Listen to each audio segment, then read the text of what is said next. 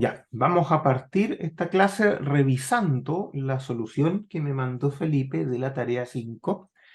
Después de eso vamos a retomar lo que estábamos viendo antes, que es el diseño en hormigón armado de marcos, ¿cierto? Estábamos viendo marcos resistentes a momento, vimos todo lo que tenía que ver con vigas, nos queda todavía seguir con columnas antes de pasarnos a los muros. Pero antes de eso vamos a revisar la tarea 5, ¿cierto? La leo y vemos la respuesta. Dice, considera una estructura de acero con acero del más común, ¿cierto? Más comercial, A36, una estructura plana de marcos de momento, ya esto es conocido, ¿cierto? Vanos de 6 metros, 3 niveles de 4 metros. Vigas y columnas, IN 50.7. Ya, me dan los perfiles, por lo tanto esto probablemente va a estar dentro del contexto de una revisión.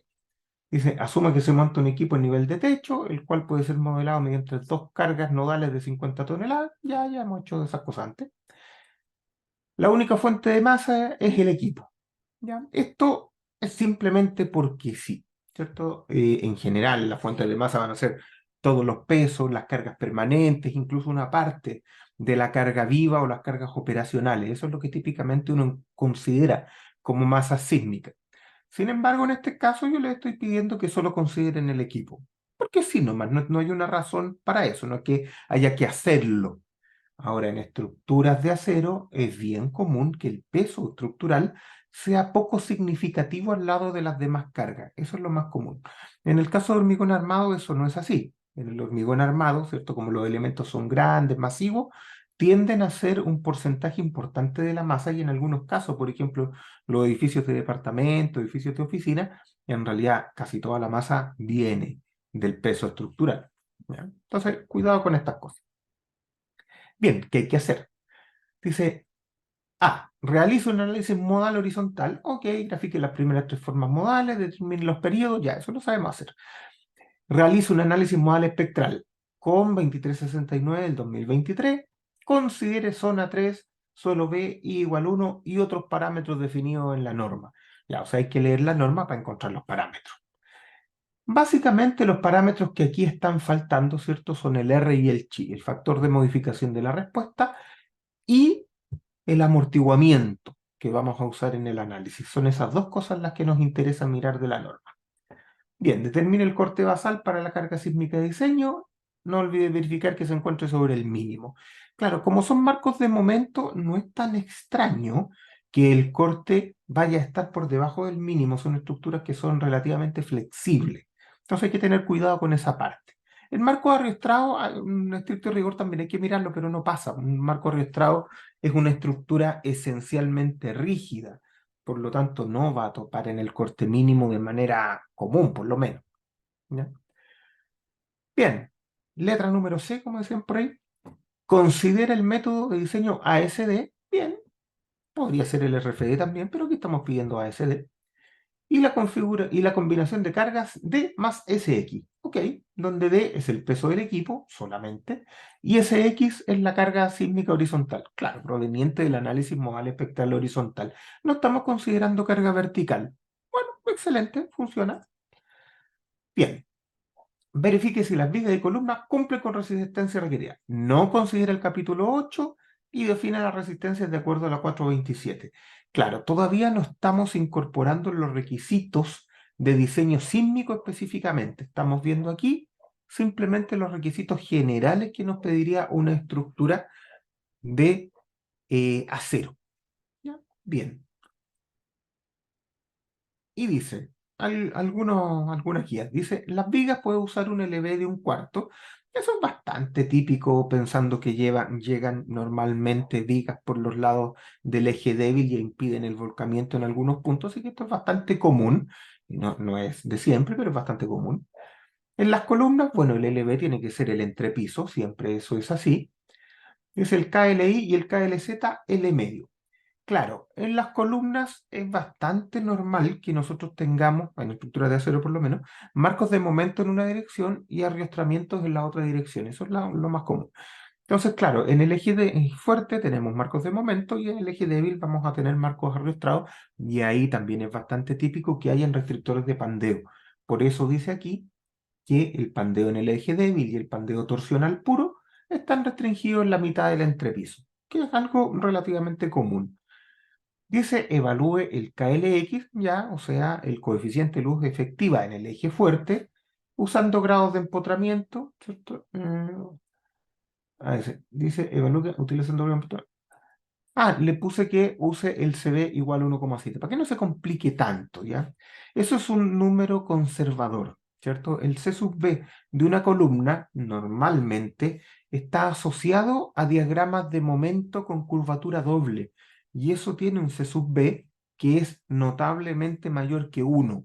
Entonces, lo que hay que hacer énfasis aquí es que el usar 1 en este caso no sería conservador, sería un error, porque es algo totalmente irracional, ¿ya? El diagrama lineal, ¿cierto? Con máximo en un extremo y cero en el otro, tiene un C sub B de 1,7. Como sabemos que el diagrama de momentos va a ser con curvatura doble, incluso tiene un C sub B mayor que 1,7. Por eso en este caso, el 1,7 es conservador, el 1 no. Recuerden que el momento, ¿cierto? El momento de volcamiento es lineal en el C sub B. Por lo tanto, aquí tengo que tener cuidado de no cometer errores, ¿ya? O errores muy fuertes. Vamos a ver qué salen en los números, ¿ya? Bien, y dice, utilice el software comercial que quiera, ¿cierto? Y documente adecuadamente. No evalúe deformaciones. Claro, no, esta vez no vamos a evaluar las deformaciones, pero sepamos que las deformaciones sísmicas se evalúan con el espectro de referencia, ¿cierto? Sin reducciones. Esa es la parte importante. Sí, con corrección de amortiguamiento, pero sin reducciones o con R igual 1, que viene siendo lo mismo. Veamos, ¿qué es lo primero que tenemos que ver? Aquí se está mirando el espectro de diseño que vamos a utilizar, ¿cierto? Dice acá, I igual 1, sí, importancia normal. Zona 3, A sub 0, 0,4G, está bien. El suelo, dijimos que es un suelo B, por lo tanto ahí están los parámetros del suelo. ¿Qué cosas tenemos que elegir? El R y el chi. No establecen acá, ¿cierto?, qué tipo de estructura es, pero comúnmente las estructuras de acero en su sistema sismorresistente son apernadas o empernadas, ¿cierto? Que es como dice la RAE. Pero apernado lo entendemos bien. Entonces, son estructuras que tienen pernos en su sistema sismorresistente principal. Eso significa que les corresponde un amortiguamiento de un 3%. Es raro que sean soldadas en terreno, por lo menos en el sistema sismorresistente principal. Si fuera así, bueno, será 2% en lugar de 3%, pero lo más común es que en una estructura de acero tengamos 3%. Entonces eso lo podemos asumir como un valor suficientemente bueno para 2369. Ojo, ya lo hemos visto en 433, en SH 433, todo tiene amortiguamiento de 5%, ¿ya? No es igual. El R, ¿cierto? La norma nos dice, si usted usa anclajes dúctiles, puede optar hasta un R de 5. Si usted no usa anclajes dúctiles, puede optar hasta un R de 3. En este caso, yo no les doy esa información. En general, la gente utiliza anclajes dúctiles. En este curso no vamos a discutir la conveniencia o no de eso. Pueden usarlo o pueden no usarlo. En marcos de momento, pareciera que no es la mejor opción usar anclajes dúctiles, ¿ya? Pero tampoco es que vaya a cambiar demasiado el diseño. Entonces, si aquí ustedes eligieron 5, está perfecto. Si eligieron 3, está menos bueno dentro del contexto, pero no está malo. Así que también podría considerarse adecuado, ¿ya? Bueno, aquí Felipe dejó 5, así que vamos a seguir con 5. Para tener una idea, nomás cuánto aparece aquí el máximo 0,27. Ya estamos más o menos por ahí. Ese 0,27 ya es un corte que tendría una estructura como máximo desde el punto de vista del análisis estático. Aquí en el modal espectral probablemente salga harto menos y como es una estructura flexible, probablemente vamos a estar más acá. Fíjense que el corte mínimo no es tan chico. El corte mínimo se empieza a activar más o menos aquí. ¿Cuánto será aquí? Como 0, si este es 0,5, este es el 0,75, como 0,8, por ahí más o menos. Como en 0,8 segundos para arriba ya empieza a controlar el corte mínimo, ¿cierto? Y eso significa que si yo voy a subir mis demandas de diseño de acá hasta ese mínimo, la verdad es que eso es equivalente a estar usando un R más chiquitito, un R menos exigente desde el punto de vista de la ductilidad, ¿ya? Esa es la implicancia importante que hay que mirar. Bueno, aquí está el modelo, ¿cierto? Seguramente está más acá. Está el modelo y aquí están lo que nos interesa, que son las formas modales. Fíjense, la primera forma modal se lleva toda la masa. Evidentemente se lleva toda la masa porque toda la masa está en el equipo, ¿cierto? Si la estructura no tiene masa, movemos el equipo y se acabó todo. Y esto me salió 2 segundos, o sea, esta cuestión está como por acá.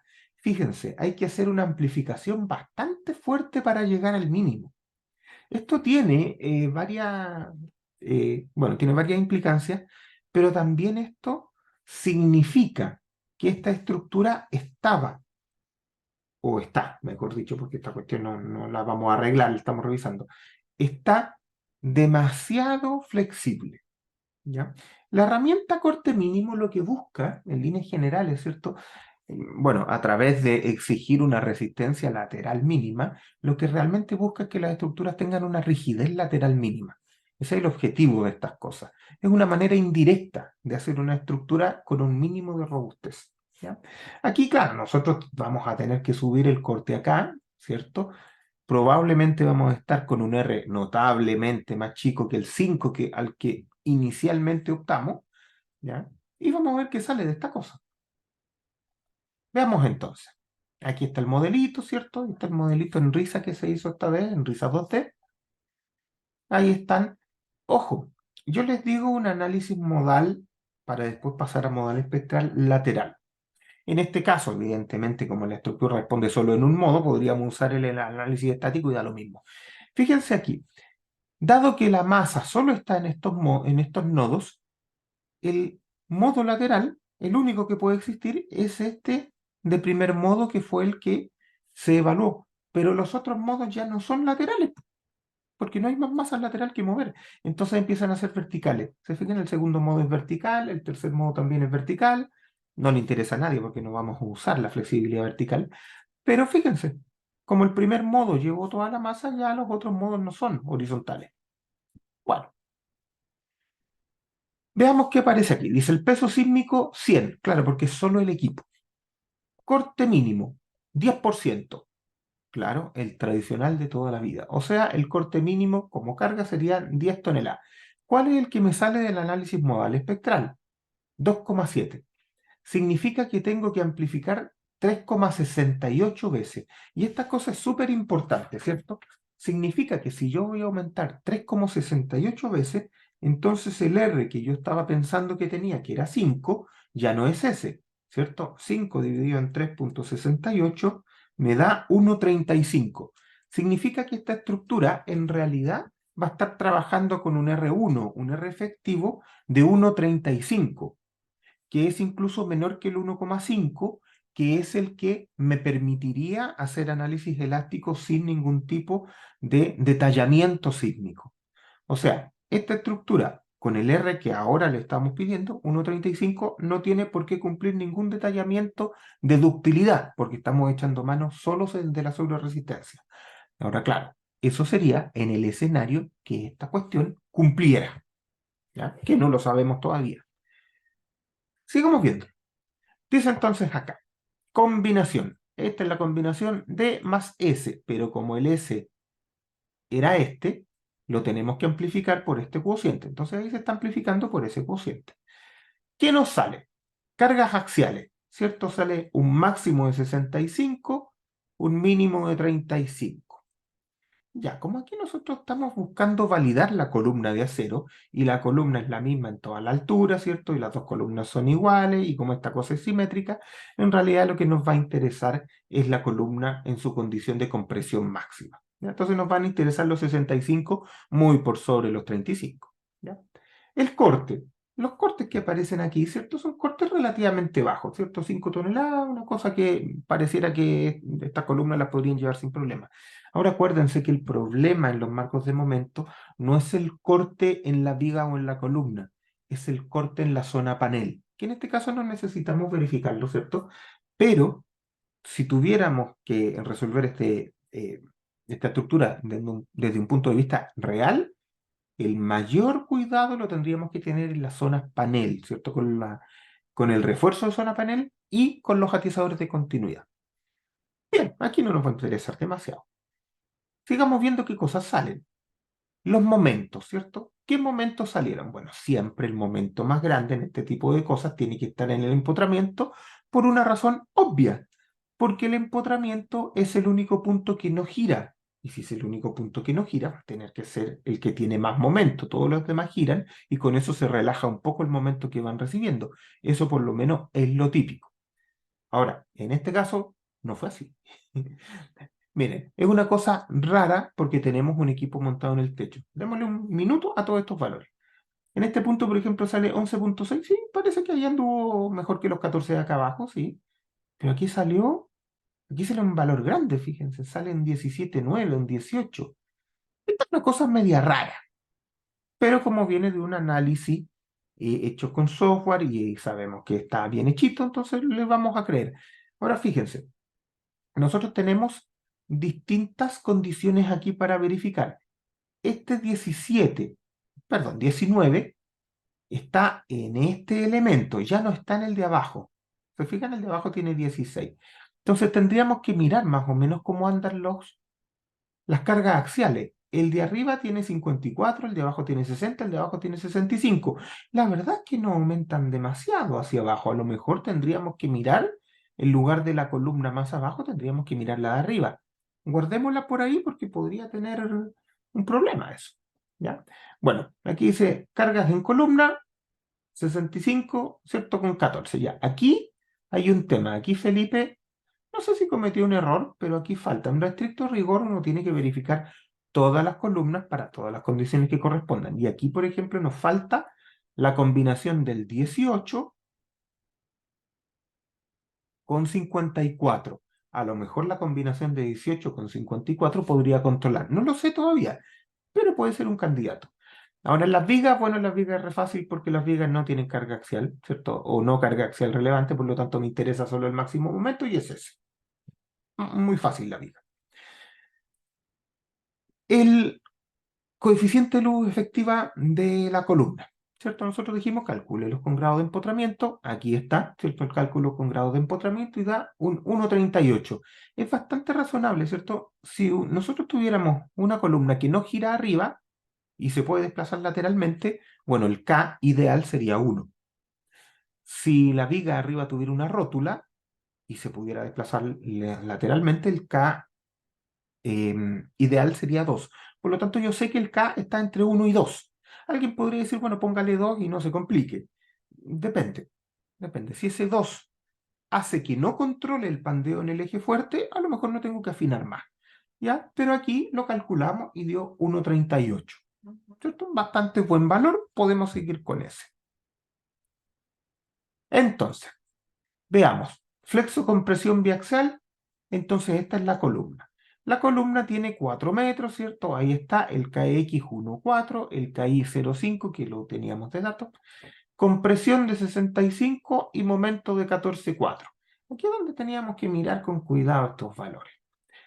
Bien, el corte 5, ¿cierto? Veamos el corte primero, que es más fácil, el corte no le importa a nadie, excelente.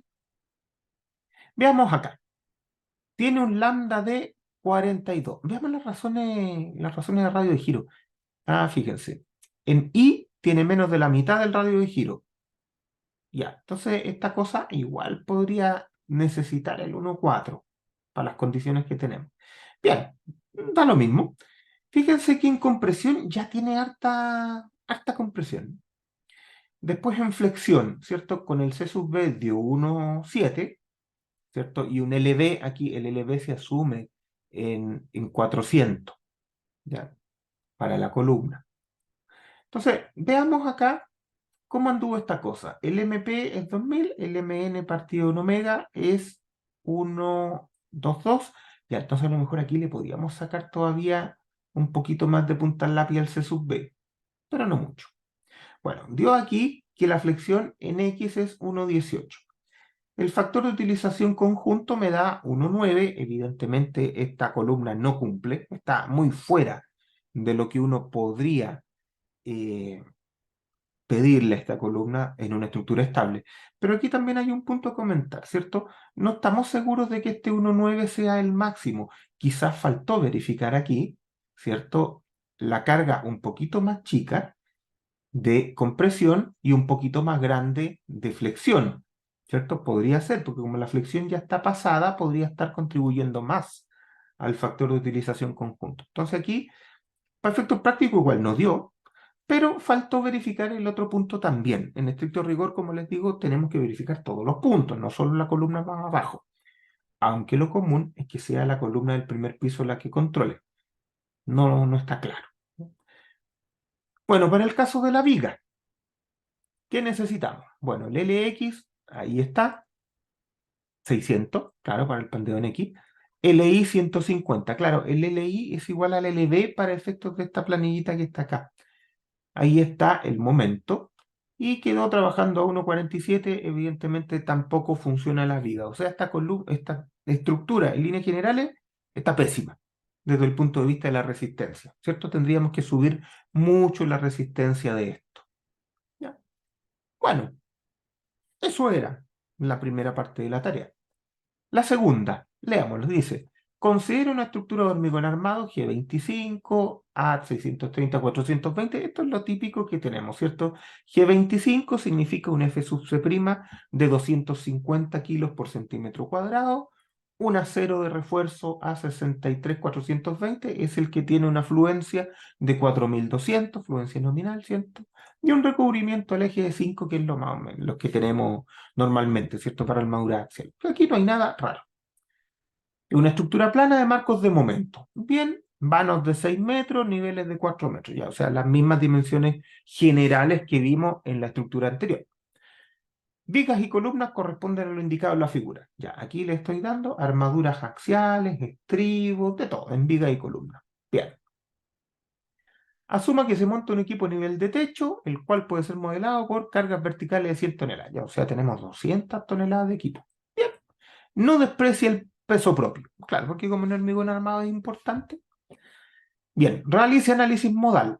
Claro, a diferencia de antes, como tenía solo carga en el techo, ahora tengo masa distribuida en toda la estructura, así que me podrían salir modos laterales que no son solo el primero. De todas maneras, el primero es bastante esperable que se lleve la mayor cantidad de la masa.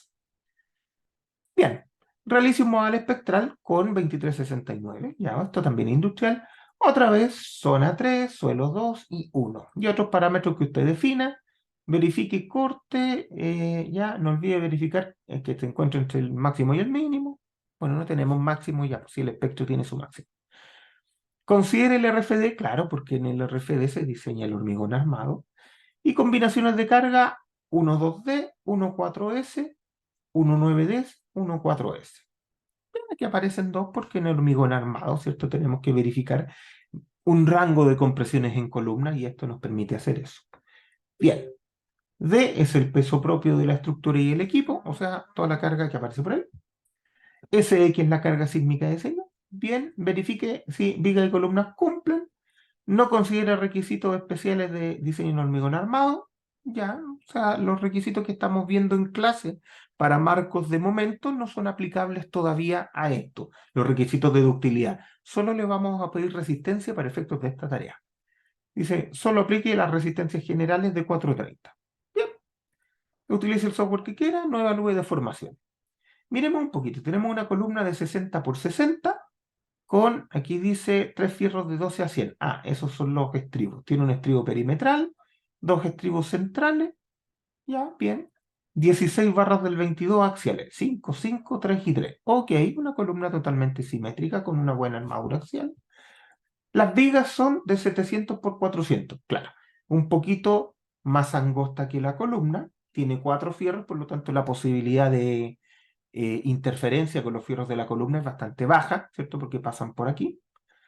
Tiene fierros principales arriba, 4 del 28, fierros principales abajo, 4 del 28, y por el lado tiene fierritos que probablemente no me aportan nada a la resistencia flexural, porque si se fijan son fierros para armado, ¿cierto? Como la altura de la columna es 700, ¿cierto? Y ponemos a 5 el de arriba y a 5 el de abajo, me quedan 600.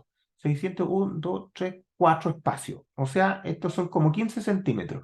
Claro, se han puesto fierros como a 15 centímetros en general para poder armar bien esta cosa y controlar la retracción y temperatura para el agrietamiento lateral. Y entonces, claro, los fierros de 12 no aportan nada al lado de los fierros de 28, pero me sirven para poder armar bien esta viga. ¿Ya? Bien, parece que las armaduras andan razonablemente bien, ¿cierto? La viga es más alta que la columna, eso es razonable. Más angosta, sí, también es razonable. No, no mucho más angosta, pero más angosta. Ya, vamos a ver qué sale de esto. Nos vamos a nuestro espectro. ¿Qué dice? Otra vez, ¿cierto? I igual 1, zona 3, ya eso da lo mismo. La diferencia es grande. Estructura de hormigón, siempre las estructuras de hormigón van al 5%, no al 3% como la estructura de acero que vimos recién. Tiene un máximo de 21. Aquí en hormigón armado, ¿cierto? Los marcos de momento directamente se pueden utilizar con R igual 5. ¿Ya? Por lo tanto, tenemos una buena reducción. Otra vez, esto va a depender de cuál es el periodo fundamental de la estructura, a ver si tenemos que subirnos al mínimo o no. Claro, como estas estructuras de hormigón armado tienden a ser más rígidas, pero como le pusimos una carga del doble en el techo, también me las hace más flexibles. Entonces ahí vamos a ver qué salió. ¿Ya?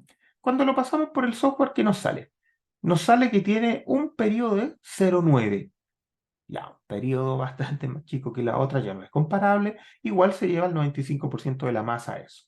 Entonces, estamos en 0,9, estamos como por aquí. ¿Cierto? Como por aquí. Igual parece que vamos a estar debajo del mínimo. ¿Ya? Vamos a tener que amplificar un poquito seguramente. Pero no tanto. Un poquito nomás. Ya. Tenemos ahí nuestro análisis modal. ¿Cierto? Aquí, fíjense, salió el primer modo, el segundo modo todavía horizontal. Claro, porque hay masa distribuida en la estructura. Y el tercero ya ahí me salió el vertical, se acabó la masa horizontal. Bien, vamos viendo. Peso sísmico 232. Claro, 200 en equipo, 32 en estructura de acero. Perdón, en estructura de hormigón armado. Corte mínimo el 10%, igual que antes, no cambia, no depende del material, 10%. Corte mínimo 23, corte que me sale del modelo espectral 17. Por lo tanto, tenemos que aumentar nuestra carga sísmica por 1,37.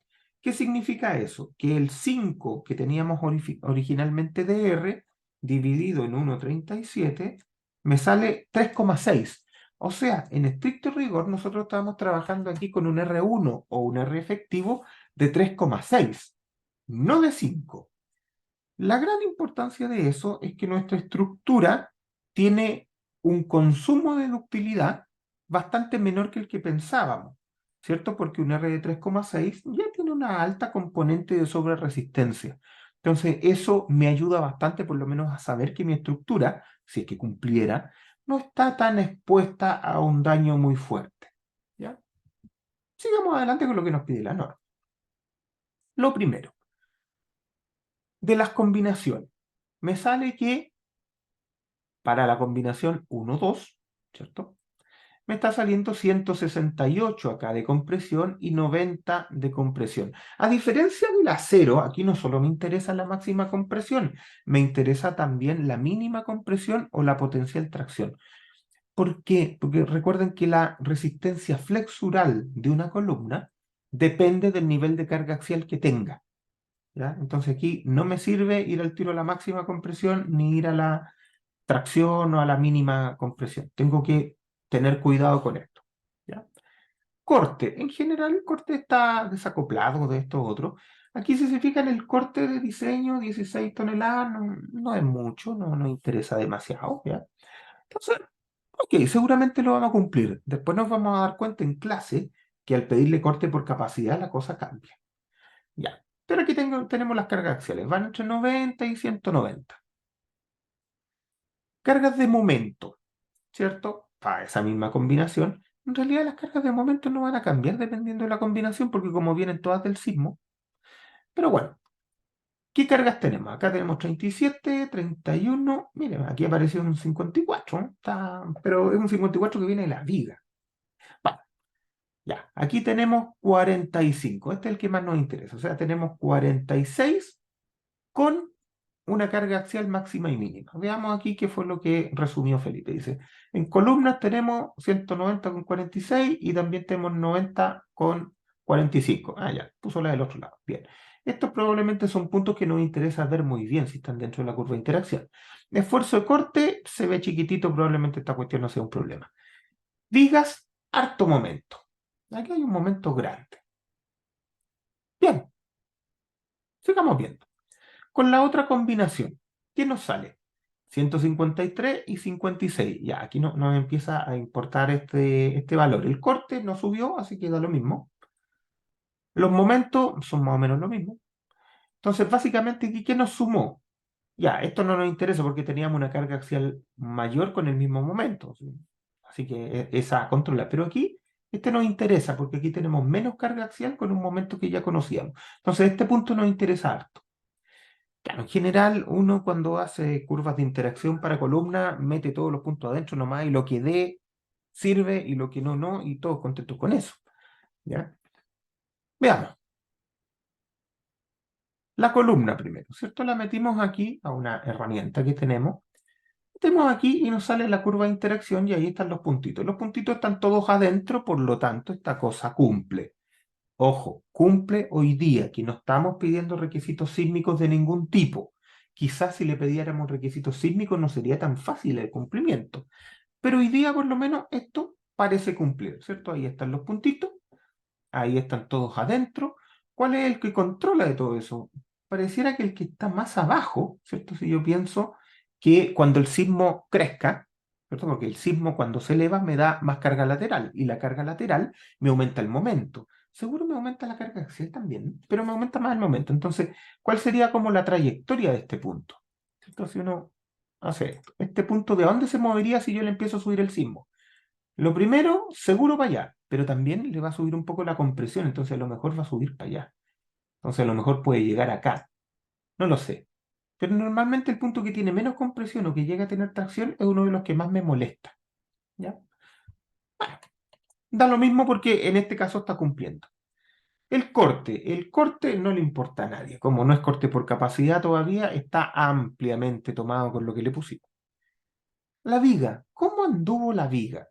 La viga, en estricto rigor, no necesita una curva de interacción, ¿cierto? Porque la curva no tiene, perdón, porque la viga no tiene compresión, solo tiene carga flexural, así que da lo mismo. Pero como tenemos la herramienta, ¿cierto?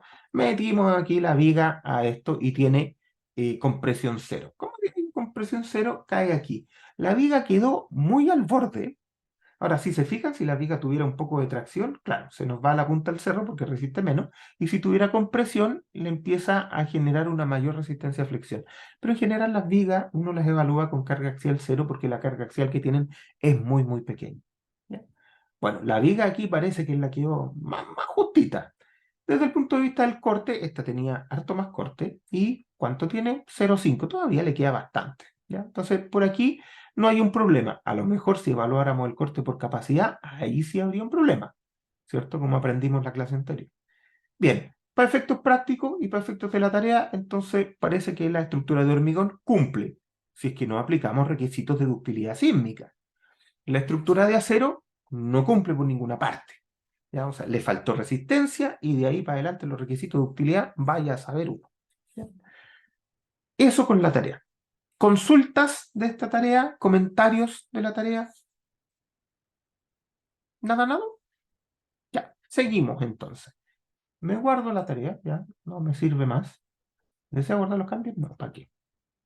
Entonces seguimos con lo que nosotros tendríamos pendiente de la clase anterior. La clase anterior nosotros terminamos con todo lo que es acero, partimos con hormigón, partimos con la parte más importante que es el confinamiento del hormigón, después pasamos a las vigas de marcos de momento, ahora vamos a las columnas de marco de momento, que dependen mucho de lo que vimos en vigas, y después vamos a pasar a los muros. Los muros vamos a tener dos tipos, ¿cierto? Los muros de corte, que digámoslo, no le interesan a nadie, ¿cierto? Porque son muros bajos, ¿ya? Y los muros que sí nos interesan son los muros de flexocompresión, que son muros que pueden tener fallas en las cabezas sobre todo, ¿ya? Entonces, sigamos con las columnas. Y aquí pongamos harta atención porque varios de estos conceptos se van a repetir después cuando hablemos de muros. ¿Ya? Bien, parto otra vez un poquito con este asunto de las columnas porque avanzamos poco. Cuando nosotros tenemos columnas, las vamos a aceptar en líneas generales, el par de reducido de carga reducida MU, PSU, U, lo vamos a aceptar si está dentro de la curva de interacción de diseño. ¿Ya? Esa es la forma. Pero recordemos un poquito cómo funciona esta curva de interacción de diseño. ¿Ya? Esta curva de interacción tiene varios puntos y tiene una gracia, y es que hay un punto, este que está aquí, donde tenemos que el hormigón y el acero llegan a su resistencia. Y el hormigón al 3 por 1000 y el acero fluyendo. Entonces, en este punto es donde yo tengo una falla balanceada, que es la que tradicionalmente uno podría pensar que es buena porque le saco provecho a ambos materiales. Bien, ¿qué significa eso? Que puntos que estén más arriba, ¿cierto? Van a estar controlados por la falla en el hormigón y el acero no va a estar fluyendo aún. Puntos que estén por abajo de esto, voy a tener que el hormigón todavía le queda capacidad de deformación y resistencia, pero el acero ya está fluyendo. Ya. O sea, desde el punto de vista de lo que yo necesito sísmicamente, que es capacidad de giro, y siempre es capacidad de giro, en realidad a mí lo que me interesa es que el hormigón ojalá tenga capacidad de deformación para que yo tenga más capacidad de giro en las secciones.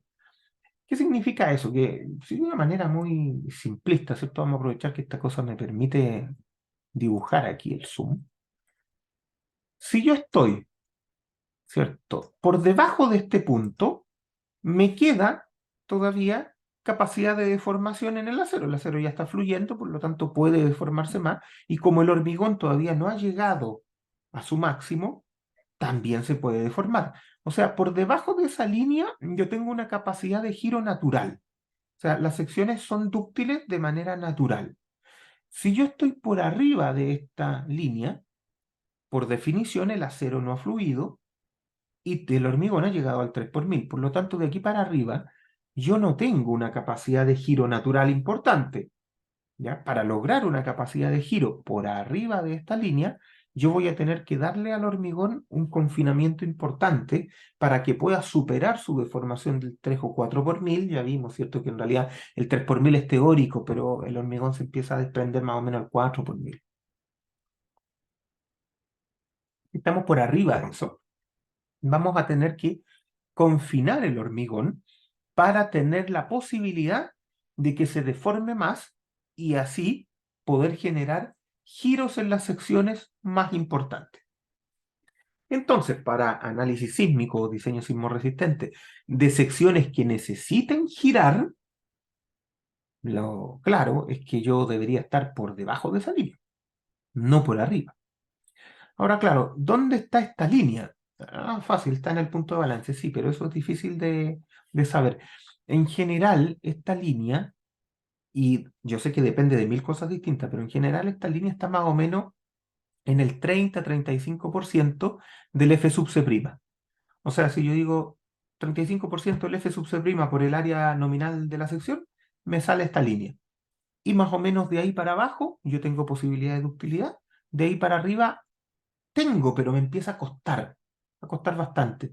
Entonces aquí uno saca cosas que son bastante razonables. Es decir, oye, si quiero tener una sección que pueda girar y que pueda desarrollar ductilidad en flexión, bueno, la carga axial no puede superar ese punto. O sea, el P sub U no puede superar jamás el 0,35 F sub C'. Más adelante vamos a ver que incluso el código, ¿cierto? La NCH 430, corregida por el decreto, nos pone un límite para los elementos de flexocompresión tipo muro, ¿ya? Que va por esta misma línea.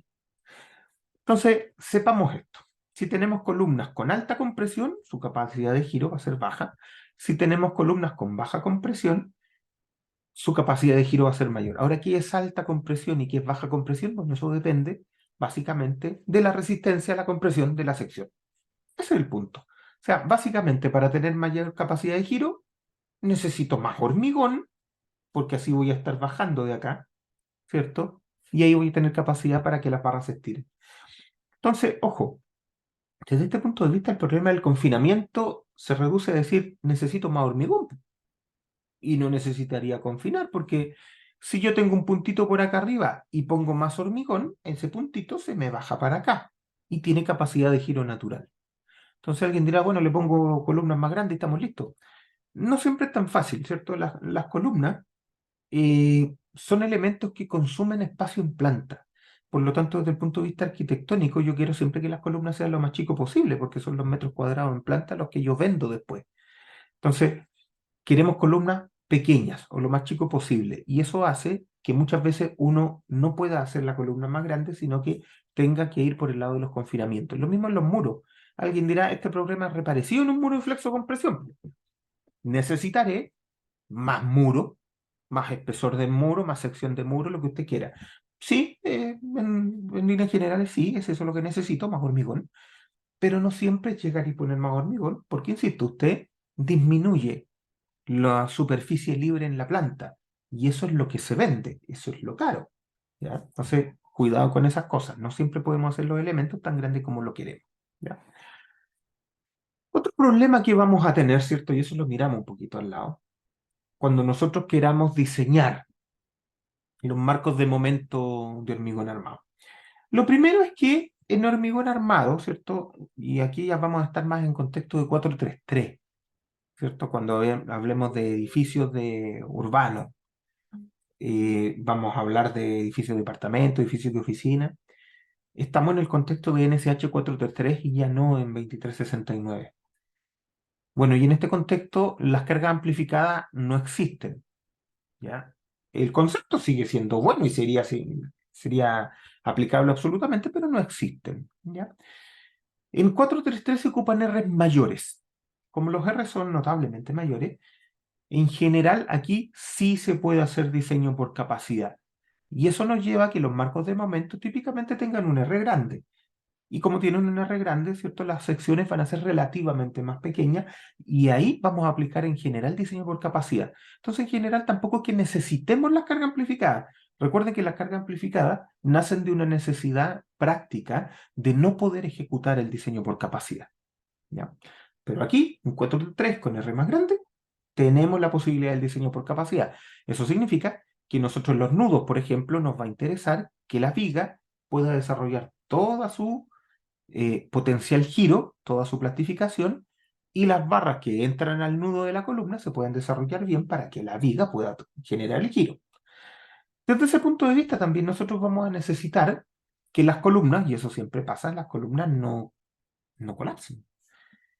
Las columnas van a tener un problema, y es que yo necesito, para definir la resistencia flexural de una columna, necesito su carga axial. ¿Y cómo determino su carga axial? Claro, alguien dirá, si yo conozco el P máximo y el P mínimo, fácil, yo sé que la carga flexural se va a mover, perdón, la resistencia flexural se va a mover aquí y yo podré estimarla. Sí, pero ¿de dónde saca usted el P de la columna? Lo único que usted sabe es que si lo saca de las cargas reducidas está malo, porque ese P no se va a producir. Hay conceptos que aquí no cambian, ¿cierto? Las cargas reducidas, el único objetivo que tienen es poder diseñar y asignar una resistencia mínima a elementos fusibles. En marcos de momento son las vigas. Por lo tanto, la carga con la que usted diseña la viga es una carga que no existe, es una carga reducida. ¿Cuál es la carga que le llega a la columna? Ni idea. No sabe, porque de las cargas reducidas solo sabe que esas no son. Entonces, ¿cómo podríamos calcular la carga que llega a una columna? Podríamos calcularlo con análisis de segundo orden, con análisis no lineales, incorporando todas las cosas. Pero eso típicamente no se hace en una oficina. ¿Qué es lo que se hace en la práctica? Considerar que las cargas se mueven entre el PU máximo y mínimo de las combinaciones de carga. Eso está mal, lo sabemos todo, pero es lo que tenemos por ahora, ¿ya? Y vamos a ir viendo cómo eso se puede mejorar. La forma correcta sería hacer un análisis un poco más complejo, un análisis no lineal, un análisis de desempeño para obtener esos valores. Pero esos análisis son relativamente caros, por eso que no se hace. Ahora, ¿cuál entonces será la flexión asociada a la carga axial? Bueno, generalmente nos quedamos con la flexión que sea más conservadora para el caso que estamos analizando, que no siempre es la misma. A veces vamos a necesitar la flexión mínima, a veces vamos a necesitar la flexión máxima, dependiendo de qué es lo que estemos mirando, ¿ya? Entonces, mucho cuidado con esto. Desde ya, diferencia grande con las vigas, la flexión en columna depende de la carga axial. Y eso cambia todo, ¿ya? En las vigas, en realidad, no tenemos carga axial relevante, así que nos da exactamente lo mismo. Sigamos avanzando un poco. ¿Qué es lo que buscamos en las columnas? ¿Cierto? Dice, producir rótulas plásticas en los extremos de las vigas. Ya, eso es un efecto importante. También queremos generar rótulas plásticas en las bases de las columnas. ¿Ya? Pero lo principal es que las rótulas plásticas en los nodos superiores se produzcan en las vigas. ¿Qué necesito para eso? Necesito que entonces la columna esté diseñada por capacidad. Eso muchas veces significa que cuando yo le quiero pasar la flexión de la viga, o la flexión esperada de la viga, que acá se va a llamar flexión probable, ¿ya? Pero es la misma flexión esperada. Cuando yo quiero pasar esa flexión a la columna, como aquí ya no hay carga amplificada, y la columna no la diseñé para carga amplificada, sino que la presenté o la prediseñé para carga reducida, no es para nada raro que tenga que hacer la columna más grande. ¿Ya? Si yo la hice para carga reducida, me podría funcionar para el diseño de capacidad o no. Entonces, cuando yo verifico requisitos como aquí sí tengo que verificar el columna fuerte, viga débil, puede que necesite agrandar la columna. Y está bien, porque como usé un R grande, necesito absolutamente cumplir ese tipo de criterios. No me los puedo saltar. ¿Ya? Aquí tiene que fallar la viga y tiene que fallar por capacidad. No puedo obviarlo. Entonces voy a tener que cuidar los nudos desde el punto de vista del corte en los nudos. Los nudos aquí son igual que el marco momento de acero. Tienen problemas de corte y tienen problemas aquí de desarrollo de las barras de la viga dentro del nudo. Claro, porque como el nudo no es tan grande, las barras que vienen de la viga se tienen que alcanzar a desarrollar completamente adentro del nudo para que la viga pueda generar su plastificación flexural. Entonces las barras tienen que estar bien ancladas. Ahora, si el nudo no es muy grande, alguien dirá, oye, pero no voy a poder hacer eso. Depende, porque el nudo va a estar confinado y en elementos confinados las longitudes de anclaje disminuyen. Entonces es probable que usted sí pueda desarrollar algunas barras dentro del nudo. No todas, pero algunas sí. Y si no puede desarrollarla, bueno, entonces tendrá que agrandar el nudo también. Se fijan que esto se va regulando de a poquito. ¿Ya? Pero no piensen que la columna original que usted diseñó con carga reducida necesariamente la va a poder mantener cuando usted ejecute los requisitos de ductilidad. No siempre es así. Bueno, queremos evitar piso blando, como siempre, y queremos que la columna corta no esté. Aquí el hormigón armado empieza a ser más importante que en acero el tema de la columna corta, porque en hormigón armado el corte es una falla frágil. ¿Ya? Aquí en hormigón armado la ductilidad viene de las capacidades de giro y únicamente de las capacidades de giro. Yo voy a tener secciones, ya sean muros, vigas, columnas, que toda la ductilidad la van a desarrollar girando, haciendo rotaciones suficientemente grandes en los distintos puntos. ¿Ya? Entonces, ojo con esa parte. Aquí no hay pandeo ni de esas cosas. No, todo flexural. Incluso las columnas que trabajan de forma axial van a trabajar de forma axial flexural, siempre. ¿Cuál es el problema? Y aquí están anotaditos, ¿cierto? Dice, estimar la demanda sísmica en columna no es un problema trivial. Como les decía recién, podríamos hacerlo con un análisis inelástico medio jodido. Normalmente no se hace eso en oficina. Depende de diversas variables, depende de muchas, pero esencialmente depende del nivel de carga. Y si el nivel de carga no lo conozco, no conozco la flexión y no conozco ninguna cuestión. De hecho, ya lo vimos en su momento, incluso la rigidez de una columna depende del nivel de carga. Entonces estamos muy lejos de poder conocer realmente la carga en las columnas. Criterio columna fuerte, viga débil, ¿cierto? No siempre es suficiente. Y nosotros aquí en la clase pasada quedamos más o menos aquí, vamos a retomar un poco porque no siempre es suficiente. Alguien dirá, ya, pero yo estoy garantizando que la viga tenga suficiente, perdón, que la viga pueda generar su rótula plástica porque le estoy pidiendo el nudo a la columna suficientemente resistencia. Sí, pero lo estoy pidiendo en un plano. A diferencia de las estructuras de acero, cuando yo tengo marcos de momento en hormigón armado, no es raro que tenga marcos de momento en ambas direcciones. Entonces, claro, cuando usted tiene momento para un lado y la viga se plastifica, usted verificó la columna. Pero nadie le dice que en la segunda dirección no tenga un nivel de sismo que también esté plastificando la columna y usted no lo verificó. El código no pide verificarlo para la segunda dirección de manera explícita, ¿ya? Y ahí es donde tenemos un punto. ¿Será necesario pedirle en las dos direcciones que estén fallando las vigas? En general puede ser mucho, pero también sabemos que pedirle que falle solo una es poco. Entonces, ¿dónde está el buen criterio entre esas dos cosas? Todavía no está suficientemente claro y seguimos viendo que pidiéndole una columna, perdón, un plano, una viga, esto todavía está funcionando en la práctica, ¿ya? Pero sabemos que no parece ser lo mejor. Entonces, tiene que fijarse en eso, que el nudo no quede tan justito, porque si viene un momento por la segunda dirección, puede que ese nudo falle. Sigamos avanzando. Aquí tenemos, ¿cierto? Un edificio de marcos de momento, plano, ¿cierto? De esos que no existen, pero los vamos a usar para poder entender esto. Supongamos que aislamos un sector acá. Para que sea fácil, lo vamos a aislar desde los puntos de momento cero, ¿cierto? Para que sea facilito esto. Entonces, si yo hago un diagrama de cuerpo libre de esa sección, tengo aquí corte, porque el momento es cero, ¿cierto? Ahí lo corté. Tengo un corte, otro corte y otro corte. Si ahora hago un equilibrio, pero a nivel de las caras del nudo, se me genera esto. Entonces, el corte y un momento. El momento viene de ese corte por la distancia. Entonces voy a tener más o menos eso en todas las caras del nudo, en las caras que vienen de la columna y en las caras que vienen de las vigas. Se me genera una cosa así.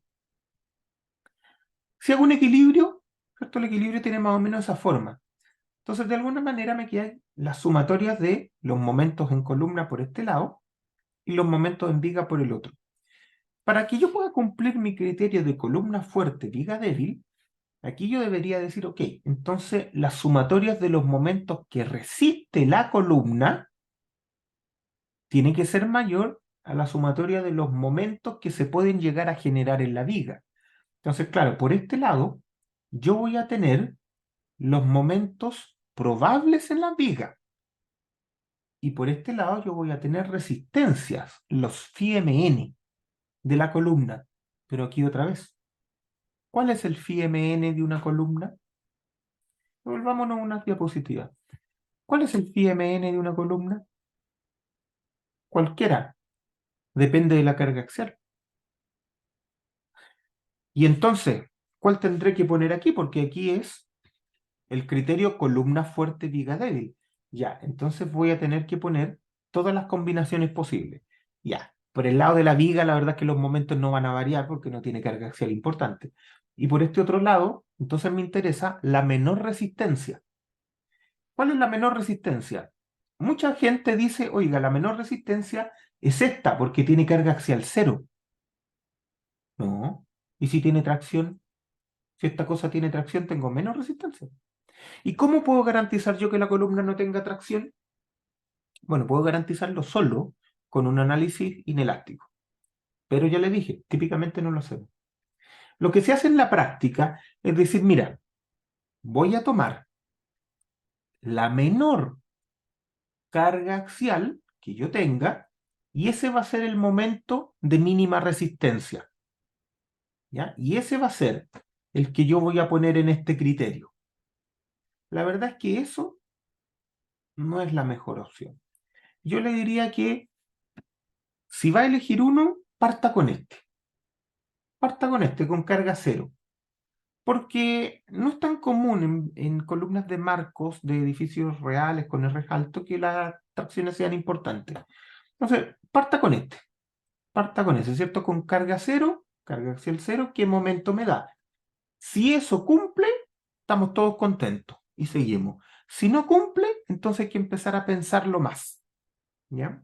La gente en la práctica, como les digo, para evaluar esto, tiende a tomar el P mínimo, el PU mínimo, que sabemos que no es. ¿Ya? Sabemos que no es el que corresponde, no es el correcto. Porque yo el que tengo que considerar es la carga axial, el P sub U mínimo, que se puede producir. Y ese mínimo no es porque viene de carga reducida. ¿Ya? Entonces, cuidado con esto. Y aquí ya empezamos a tener cuidado.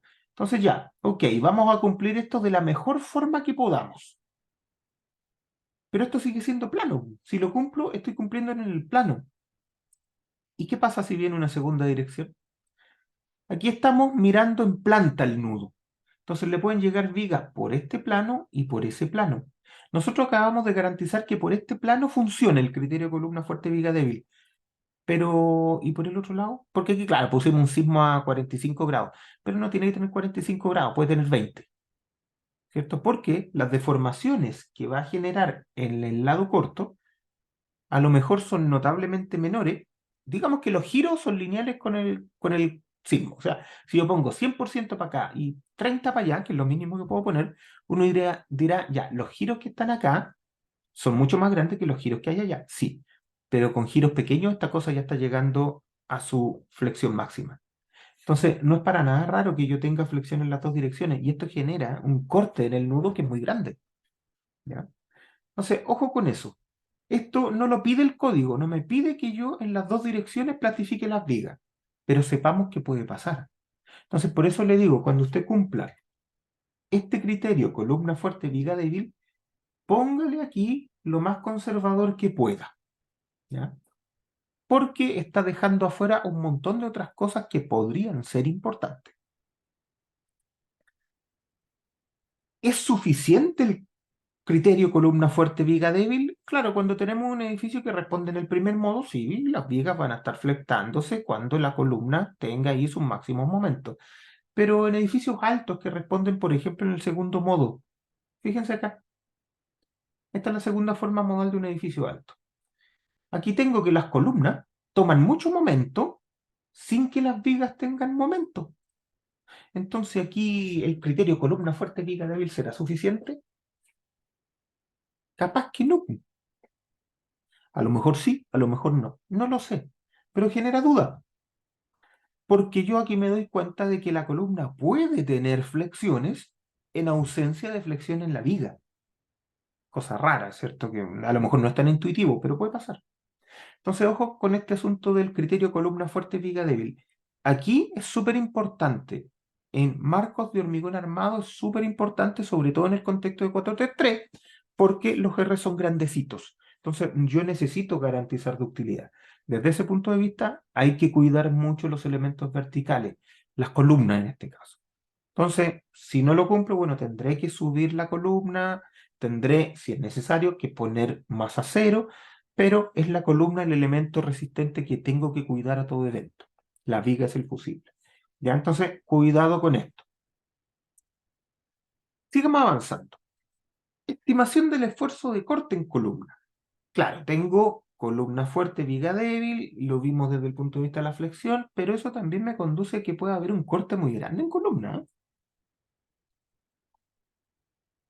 Desde el punto de vista de la viga, que lo tratamos en la clase pasada, era re fácil, porque uno dice, bueno, la viga tiene momento probable en un lado, momento probable en el otro, bien, calculo el corte por equilibrio y se acabó el problema. Po. Equilibrio inelástico, y me sale el B sub E y ahí reviso. Pero en la columna no es tan fácil. ¿Cómo calculo el corte máximo en columna? Bueno, primero yo sé que el B sub U que viene de las cargas reducidas no es. Claro, porque viene carga reducida. O sea, pero de todas maneras no le puedo poner menos resistencia al corte que el BSU que viene de las cargas reducidas. Eso ni que conversarlo. El problema es cuál es el máximo corte que se puede producir. Se propone, primero, hacer una verificación simple. ¿Cuál sería? Decir, mira, voy a tomar un diagrama de cuerpo libre de una columna en un piso y voy a decir que se plastifican los dos extremos, fuera del nudo. Alguien dirá, oye, estoy diseñando para que esto no pase, para que no pueda plastificarse jamás la columna, sino que se plastifique la viga. Sí, perfecto, está claro, se entendió. Por lo tanto, esta es una condición que no se podría generar en un buen diseño. Ya, pero supongamos por un momento que vamos a diseñar el corte para esta condición. Si yo tengo un momento probable arriba y un momento probable abajo, y ahora sí estos momentos probables son el mismo porque como las columnas tienden a ser simétricas, a diferencia de la viga, que el momento probable en un extremo y en el otro son distintos, o pueden ser distintos. Bien, entonces aquí hago, ¿cierto?, mi diagrama de cuerpo libre y resulta que el V sub E que se genera es la sumatoria de los momentos probables partido por Ln. Excelente. O sea, básicamente aquí el V sub E depende del momento probable. Excelente. Nuevamente, ¿y cuál es el momento probable? Porque depende de la carga axial y no la tengo. Ya, pero ahora tenemos una diferencia.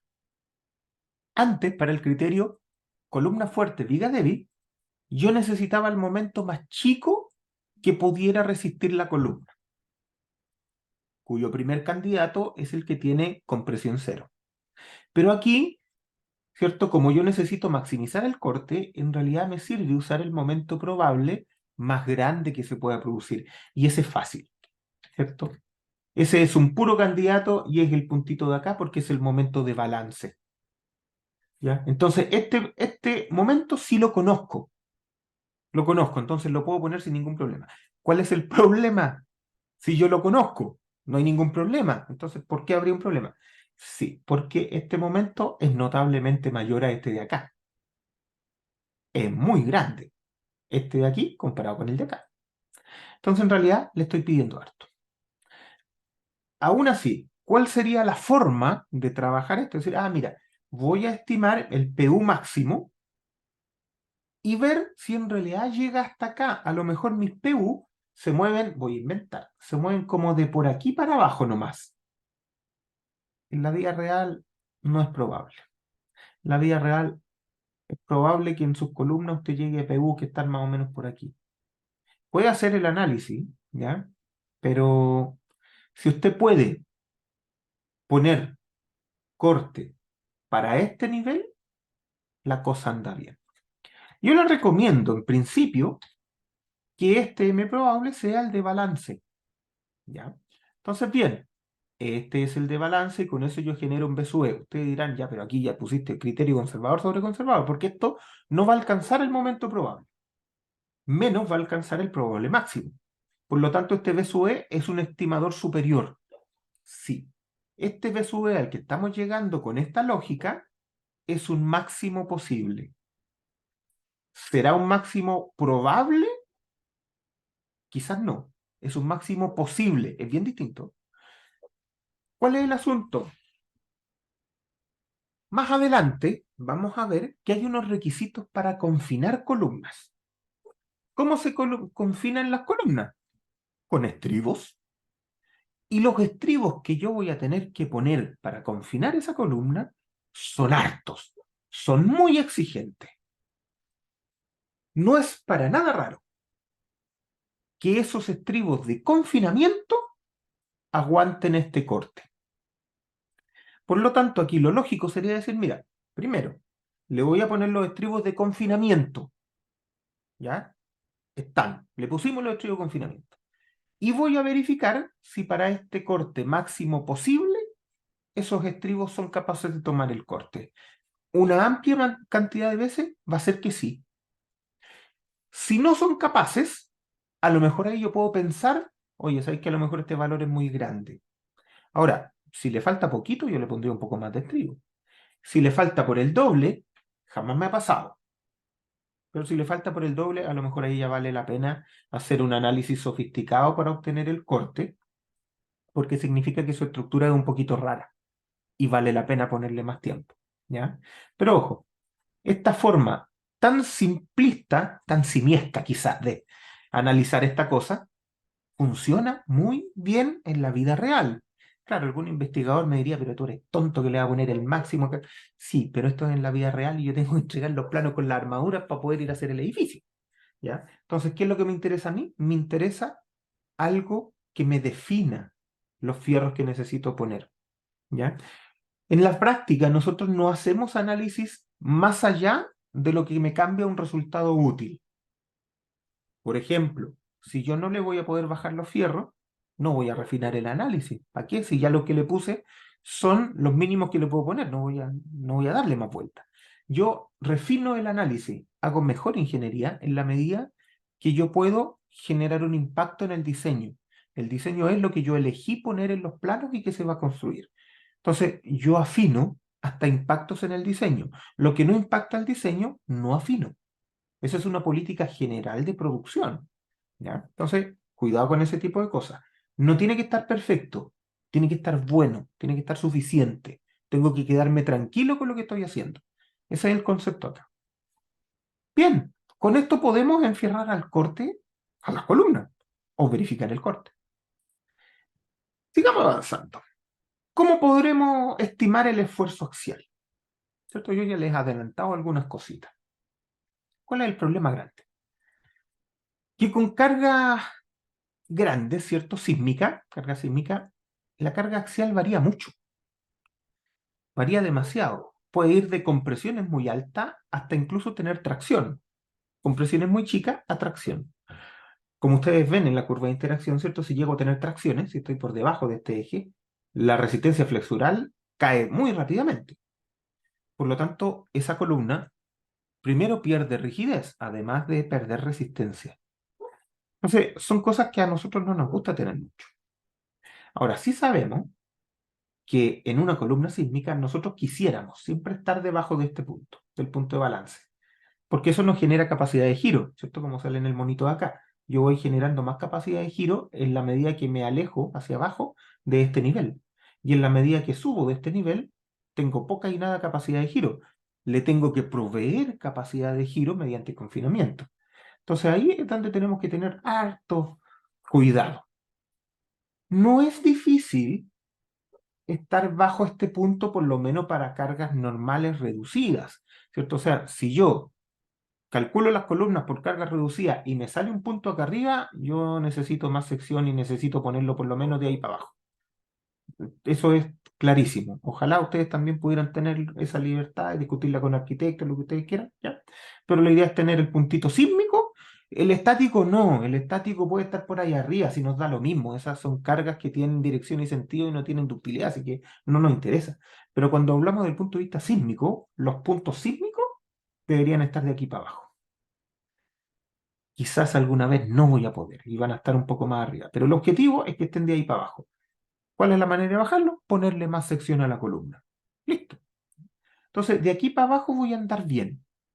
Voy a poder desarrollar capacidad de giro. Esa es la idea de esto. Ahora, claro, yo les digo, bueno, con cargas reducidas, que no son las reales, yo debería tener clarísimo que tengo que estar de aquí para abajo, porque cuando vengan las reales, que no son esas, probablemente el punto esté más arriba. Y yo no sé qué tan más arriba, porque no hice un análisis sofisticado. Entonces no sé qué tan más arriba van a estar esos puntos. ¿Ya? Entonces cuidado con esa parte. La idea es, por lo menos para carga reducida, estar de ahí para abajo. ¿Ya? Límite de carga axial. Claro, en un marco de momento como este, que es súper simple, un marco plano, yo digo, pero la carga axial es fácil, porque igual como lo hacíamos en estructuras de acero, decimos ya, la viga la plastifico en los extremos. Entonces acá voy a tener un momento probable y un corte asociado a los momentos probables. Y entonces la columna tendrá, bueno, la columna de acá, los cortes van para arriba, tendrá una tracción o compresión mínima. En la de acá, bueno, compensas cortes para abajo, para arriba, hay que ver cuáles son los más importantes. Y en la de acá, por ejemplo, ¿cuál será la compresión? Bueno, serán las cargas gravitacionales que le llegan, más los cortes, los V sub E que calculamos en su momento, de las vigas que están llegando acá. Entonces, con esto yo puedo estimar súper bien cuál es la compresión máxima en columna. Ya, pero hacer esto solo es posible en edificios simples, en edificios no tan altos y en edificios en que a lo mejor no me llegan vigas de manera muy irregular, porque aquí también yo tengo que estimarlo con acciones en los dos lados, en las dos direcciones, ¿cierto? Claro, yo aquí se los muestro plano y aquí es fácil, pero cuando esto está en las dos direcciones ya no es tan fácil, cuando el edificio ya no es tan simétrico, ya no es tan fácil, cuando las vigas que llegan por acá y por acá no son iguales, esto empieza a complicarse mucho. Entonces, en teoría, yo sí podría. En la práctica, es un cacho tremendo. Si yo tengo tiempo suficiente, a lo mejor sí, podría hacer un análisis no lineal y decir, ¿sabes? Voy a hacer un pushover y le voy a asignar las rótulas plásticas a las vigas. Y con eso voy a llegar a tener la compresión masiva en columna. Sí, podría ser, es una muy buena idea. No es lo común, no es lo que se hace porque toma tiempo. ¿Ya? Pero sepan ustedes que esa es una muy buena forma de poder estimar el rango de cargas axiales que van a tener las columnas, como máximo y como mínimo. ¿Ya? Entonces, si ustedes pudieran, y a veces se puede, porque a veces uno dice, ya, no voy a hacer este mecanismo de colapso completo, pero sí voy a hacerlo parcial. Voy a tomar las vigas que más me importan, voy a tomar las cargas más grandes, voy a tener una buena idea de cuánto puede llegar a la compresión acá. Eso sí se puede. de manera aproximada, ¿ya? Eso yo les sugiero que lo miren. También tenemos el tema de las cargas amplificadas que no existen para este caso, pero que algo nos podrían dar si es que las ocupamos, ¿cierto? Ahora ya no las cargas amplificadas pensando en el 07R1, porque eso va absolutamente asociado a 2369, pero aquí sí podríamos decir, oye, ¿y si ocupo unas cargas amplificadas con amplificador omega cero, como lo hace ASC7? A lo mejor el mismo análisis elástico que hago modal espectral, pero ahora con la componente sísmica amplificada por omega cero, me podría llegar a generar una carga no dúctil de compresión en la columna suficientemente buena para los fines que yo quiero, ¿cierto? También es un muy buen estimador. No lo dejemos salir, no lo dejemos escapar muy fácil eso. Ojo, yo les cuento todas estas cosas porque no están en la norma y deberían estar para generar buenos diseños, ¿ya? Bien, nos vamos a meter a los requisitos de diseño directamente de estos elementos columna, pero nos vamos a meter ahí después del break. Vamos a parar aquí 20 minutitos, ¿cierto? Volvemos en 20 minutitos más y continuamos con esta clase. ¿Ya? Voy a parar ahora de grabar.